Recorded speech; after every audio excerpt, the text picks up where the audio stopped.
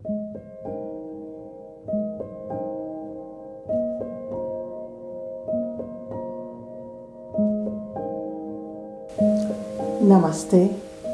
and welcome to class. And thank you for sitting with me with your undivided attention. In today's class, I want to cover a little bit about the 3 types of substances that our Manipura chakra digests in relationship to our identity. So let's start by reviewing our 3 types of identities. We have our earth identity, the matter, the tangible, the emotions, the relations, the roles, the mind, all that impermanence part of ourself is our first identity or earth identity. Then we have our soul identity, which is more of all the recollection of memories, skills, and impressions that we collect in our subconscious.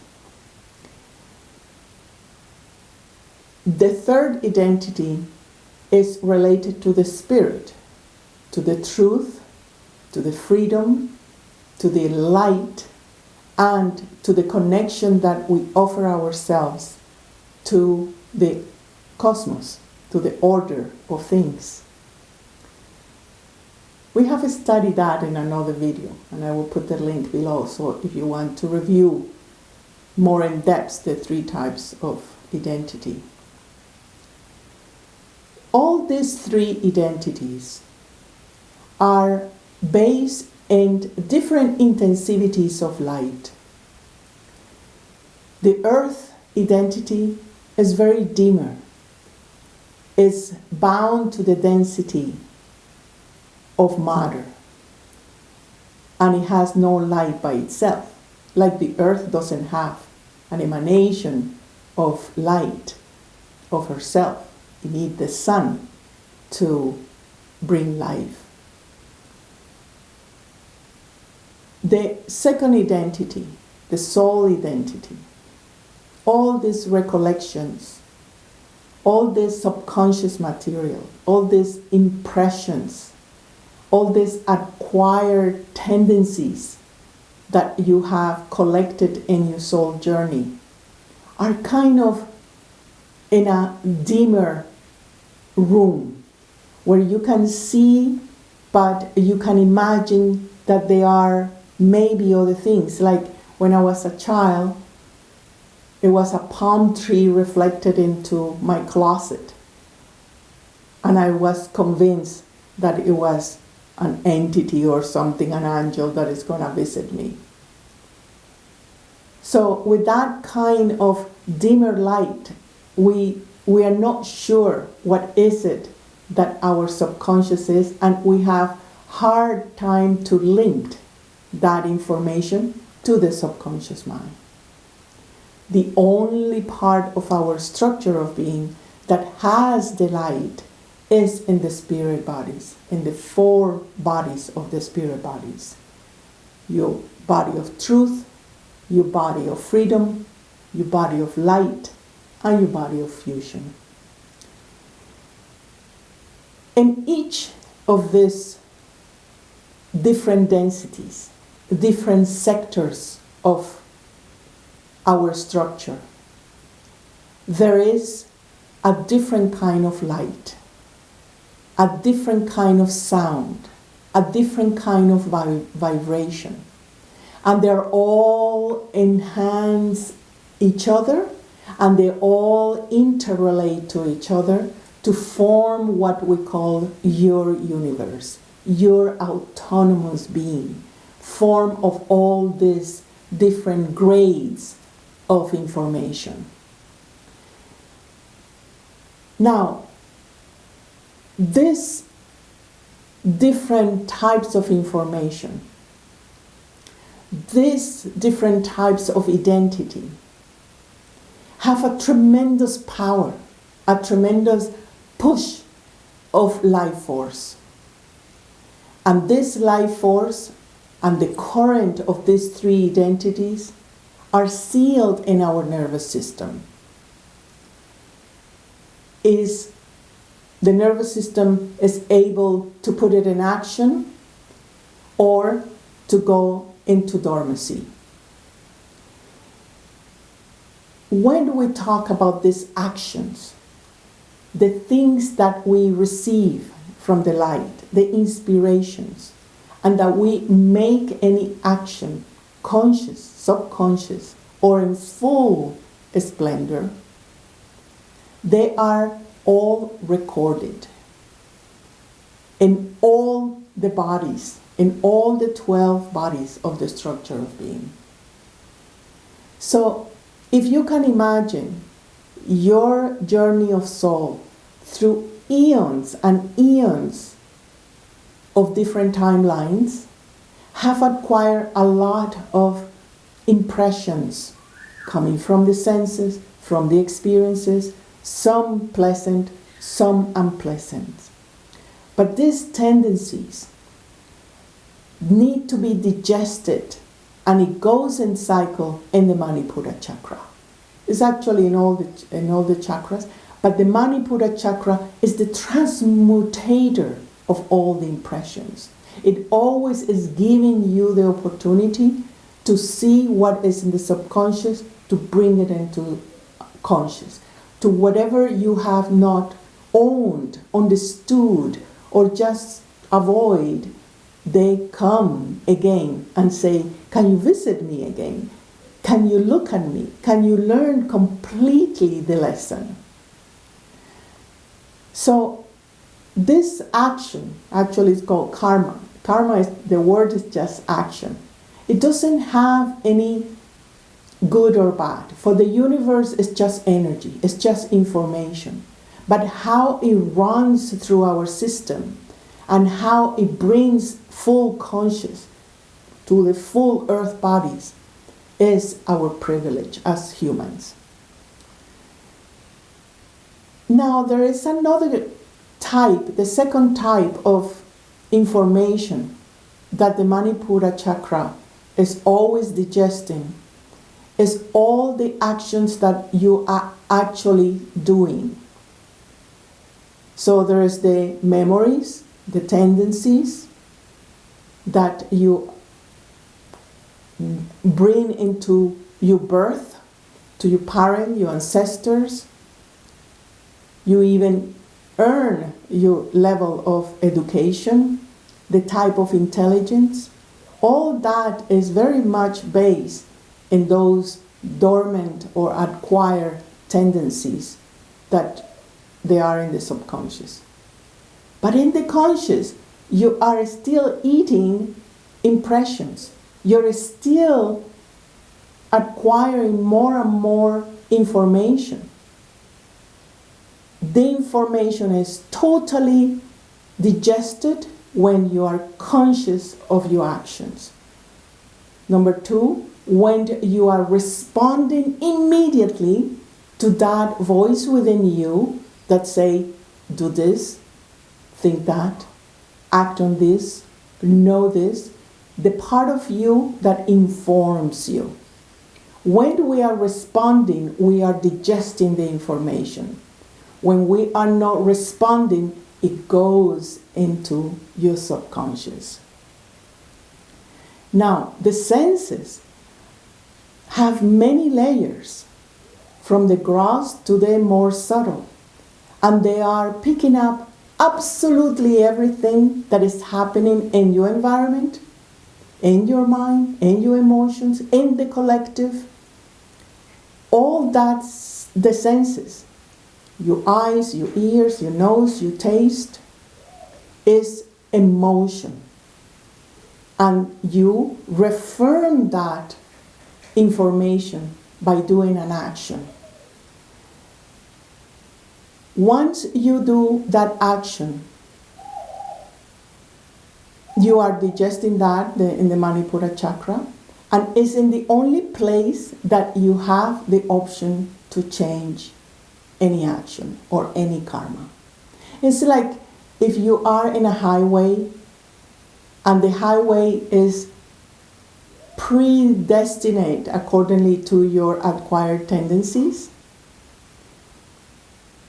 and you are a car, and the car can make the choice of continuing in the same road, looping over and over, or going into another direction. This is the moment where you consciously take responsibility. This is the moment where you innate the transmutation body in your Manipura chakra. With that action that make an impact in others, hopefully for the good of everybody, create a holistic identity. It put together all the three identities. It gives you willpower. That's why it's so important to ask oneself, what is it you're doing? What is it you're denying? What really comes from the tendencies of the subconscious, and you're just relaxing, meditating, and with the sadhana you are able to transmute that consciously. And what is it that you are avoiding? It's all a matter of bringing awareness into your actions. Now, there is the third form of digestion that the Manipura chakra also relate to action, and is the consequences in the future of actions that you're doing now. For example, if you eat 3 pizzas a week and for 2 years, you will have consequences of that, and then the Manipura chakra have to digest, have to transmute that kind of information. Emotionally, why you did it, what kind of substances, etc.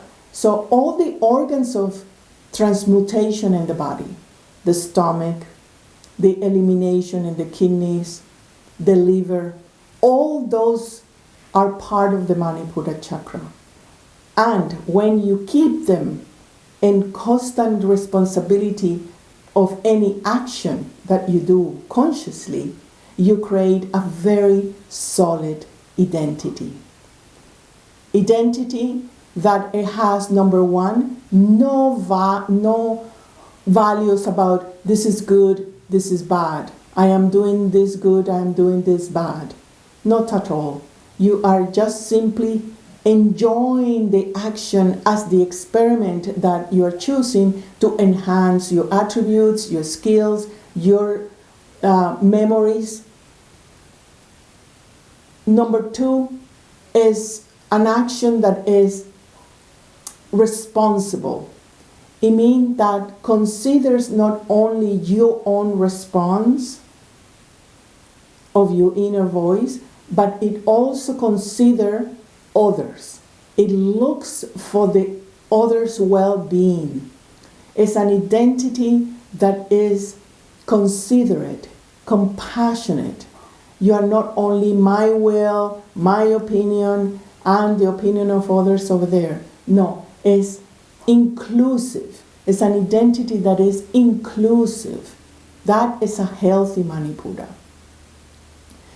The number 3 parts of the Manipura in perfect shape is that consistently give you the confidence to break limitations. You have the sense and the valor that say, I can take the unknown.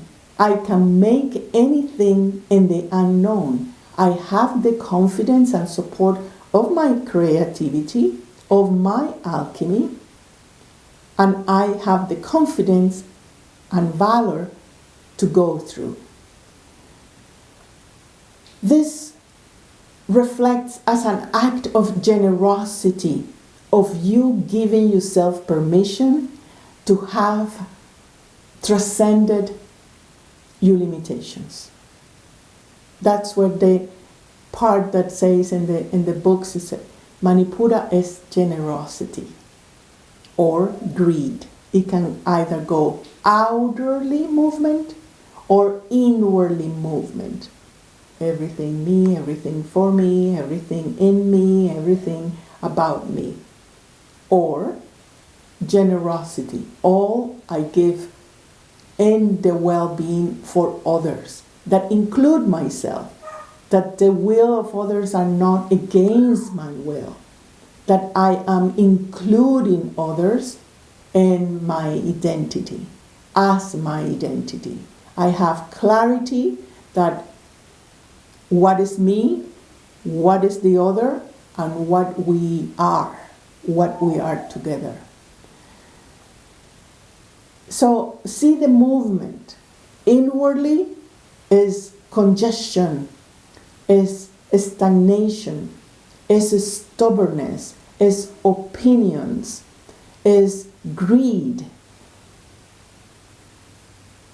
Outwardly is joy, is generosity, is desire to make something happen in yourself and around yourself.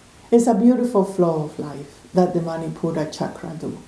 So have some really gratitude for this chakra, because it works very, very hard to digest all these different kinds of light, different densities, different impressions, to give you a digestive system where you are able to assimilate the experiences that you need for your well-being. In this week, we consolidate the Manipura chakra. We seal it, we clean it, and we direct its potential towards a will that is in alignment with the will of creation, where you include yourself in creation, when you are not just doing actions after actions after actions, unconsciously over life, accumulating things, living things that you don't know why, being fragmented. All that consolidate in a peaceful Manipura chakra. And it's very simple. Just a few minutes of Kapalbhati makes a huge difference in the union of two things that are indispensable for you to have control or power over your Manipura chakra. And these two things are attention and intention. Attention and intention. How long can you place your compassionate attention in one part of your body? That's when meditation, or at least steps of meditation, comes into it. In union with your intention. Those are the only two tools you have to manage your kingdom. That's all. It's that simple. The problem is that your attention is very short, is very scattered, is distracted, and your intention is unclear, and it doesn't have a long-term commitment. But I assure you, with these two tools or gifts of your own nature, you can conquer and change and heal anything in your life.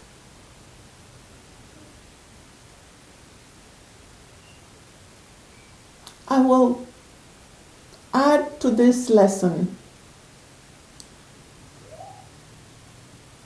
that we must have conviction that what we do